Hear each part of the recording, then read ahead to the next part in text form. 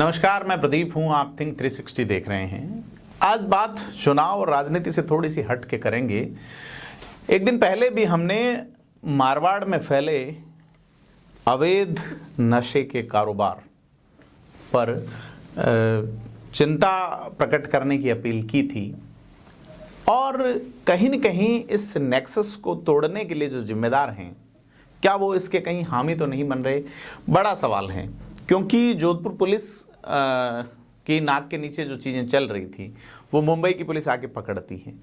अब जो चीज़ सामने आई है कि यह जो कारोबार है ये 4-5 महीने से चल रहा था, यानी कि नई सरकार प्रदेश में बनने के बाद से यह खेल चालू होता है।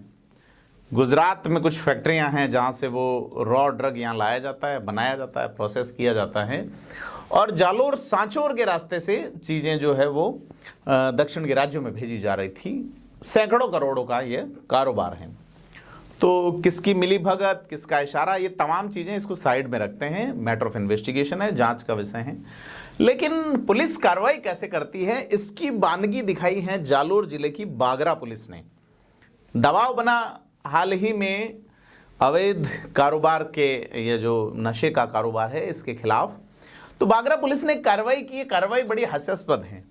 कार्रवाई क्या है कि उन्होंने एक पिकअप गाड़ी को बताया है कि यह अवैध शराब से भरी हुई है, और वो जो गाड़ी पकड़ी गई है, अब आबकारी विभाग के जो सूत्र हैं वो ये बता रहे हैं कि ये तो हमारे ही ठेकेदार की गाड़ी है, और पुलिस ने एफआईआर में बिल्टी का भी उल्लेख किया है कि बाकायदा जो शराब का जो सरकारी व्यवसाय है, आबकारी विभाग का जो महकमा है, उसका जो गोदाम है जालोर में, सायला रोड पे जो गोदाम है, सायला बिशनगढ़ का, जो पहले जालोर में एक तेल मिल हुआ करती थी, बाद में वो बिक गई, उस जगह पे आजकल जो ये शराब वाला महकमा है, स्टोरेज का जो काम है, वहाँ वो गोदाम से ठेकेदार का व्यक्ति बिल्टी समेत वाहन को लेके आ रहा था। बागरा पुलिस ने चूंकि तत्परता दिखानी होती है, मीडिया पीछे पड़ी है, सवाल पूछ रहे हैं अफसरान भी, ऐसे में पुलिस ने उसे ही धर लिया।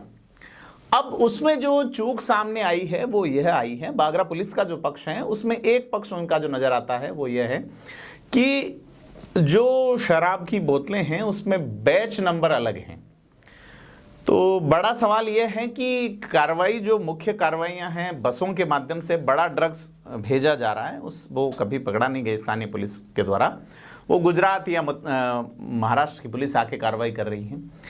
और यह जो खेल मैं आपको जो हास्यास्पद बता रहा हूँ, ये जालोर जिले में पहली बार नहीं हुआ है, पहले भी 3-4 बार हुआ है, और हर बार बैच नंबर, जैसे कि ज़्यादातर ड्राइवर माल लाता है, वो एक भुगतान होता है, उसका एक तरीका है। आप ये देख सकते हैं डॉक्यूमेंट्स कि किस तरीके से जो दस्तावेज जो पीड़ित पक्ष है उसकी ओर से उपलब्ध कराए गए हैं। पुलिस का जो पक्ष है वो ये है कि इसमें बैच नंबर अलग है, लेकिन बैच नंबर वेरिफिकेशन का जो मामला है कि इस बैच से रिलेटेड नहीं, वो आबकारी विभाग और पुलिस के बीच की बात है। ऐसे में एक व्यक्ति गिरफ्तार हो गया जो कि एक सरकारी माल को एक जगह से दूसरी जगह पहुंचा रहा था, शराब तस्करी परिवहन का उसके ऊपर मुकदमा हो गया।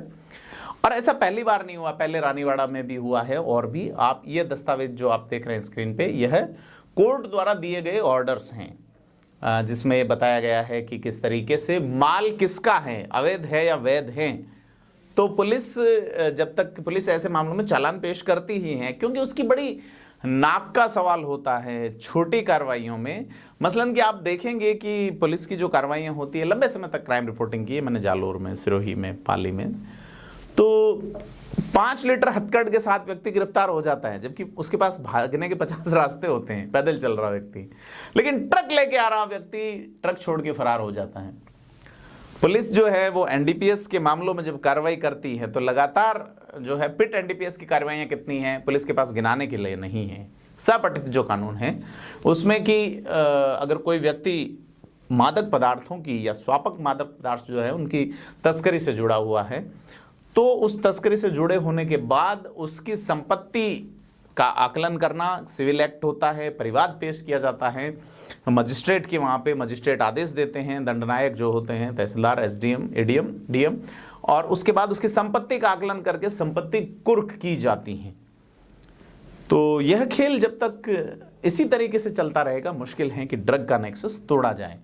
पुलिस अलर्ट है वो ये बताने के लिए। जालोर में एक बार पहले का भी आपको किस्सा बता दूं, मैं जालोर में था, 2008-9 की बात है। अश्विनी चारण वहाँ डीवाईएसपी हुआ करते थे आबकारी महकमे के, और उनके और जिला आबकारी अधिकारी के बीच में तनातनी हो गई।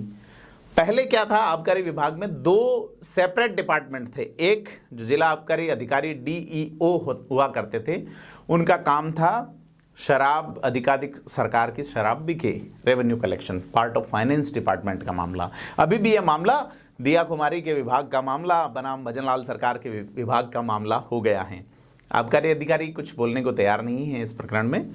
पुलिस वालों का कहना है कि ये बैच नंबर वाला मामला है, तो 2 विभागों के बीच में लोग किस तरह से मुकदमों का शिकार हो रहे हैं।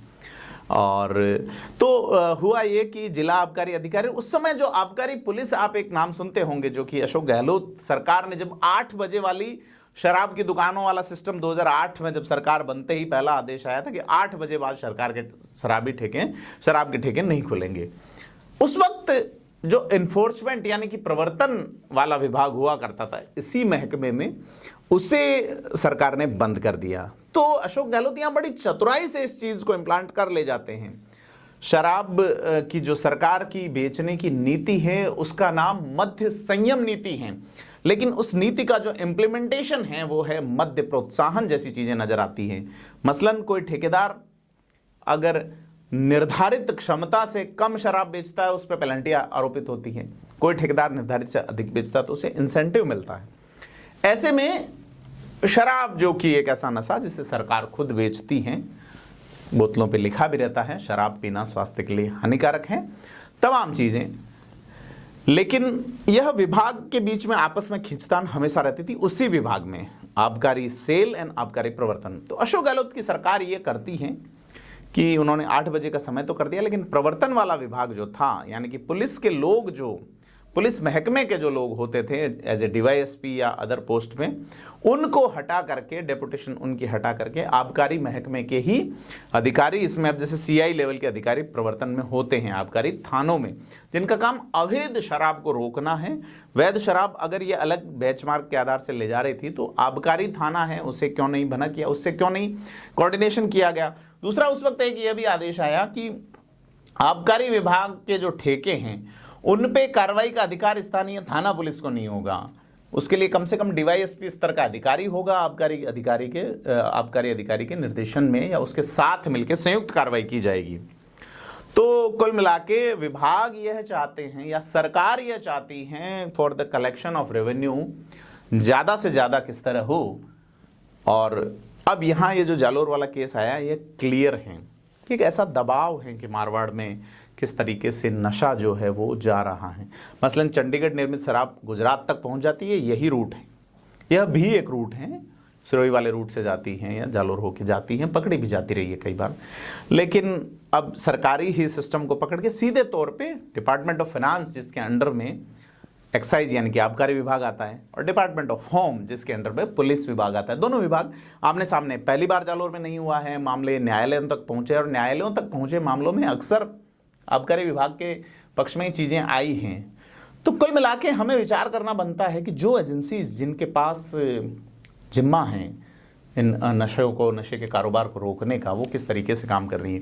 एक और उदाहरण आप देखिए कि जो मेडिकल ड्रग्स होती हैं, यानी कि जो चिकित्सा सेवाओं में काम आने वाली ड्रग्स होती हैं, उससे अगर कोई केमिकल बन रहा है तो मेडिकल स्टोर पे कार्रवाई का अधिकार पुलिस को भी नहीं है, उसके लिए ड्रग कंट्रोलिंग ऑफिसर अलग हैं।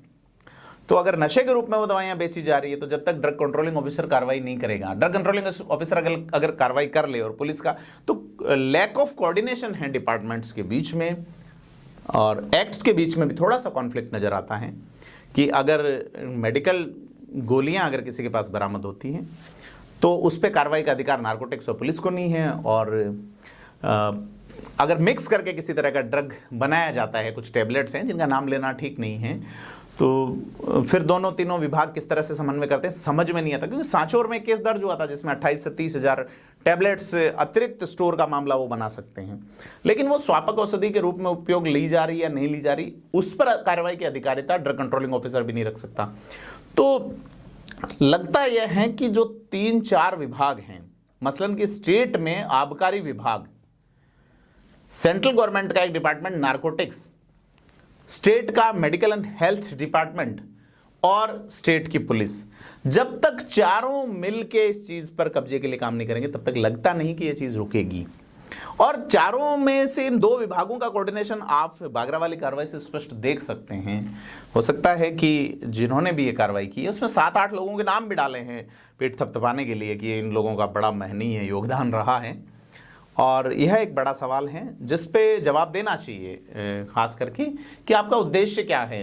उद्देश्य क्या अपने आप की पीठ थपथपाना है या वाकई में इस नशे के कारोबार को रोकना है, या ये कारोबार में कुछ मारवाड़ी में कहावत चलती है, एरण की चोरी करे करे सुई का दान।